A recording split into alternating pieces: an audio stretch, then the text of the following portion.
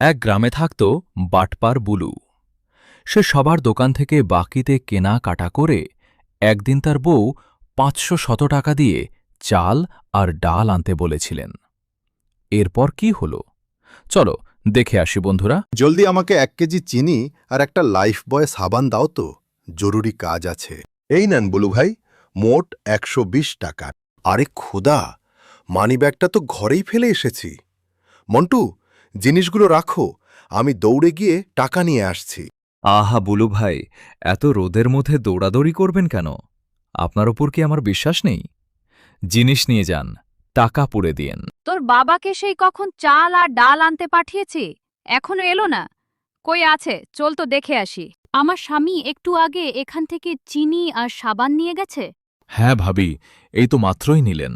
কেন, কোনো সমস্যা? সমস্যা মানে?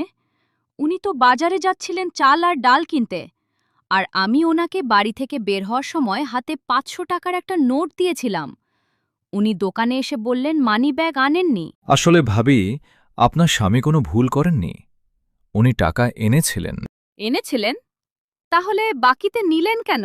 আসলে ভাবি, বুলু ভাই এসে আমাকে ৫০০ টাকার নোটটাই দিয়েছিলেন, কিন্তু আমি যখন ওনাকে ৩৮০ টাকা ফেরত দিতে গেলাম, উনি হঠাৎ মাথায় হাত দিয়ে বললেন, আরে মন্টু, আমি তো এই টাকা দিয়ে চাল ডাল কিনব।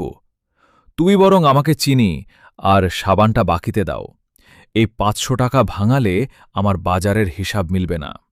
তাই ওনার সুবিধার জন্যই আমি টাকাটা ফেরত দিয়ে বাকি লিখে রেখেছি। এই নাও তোমার ১২০ টাকা।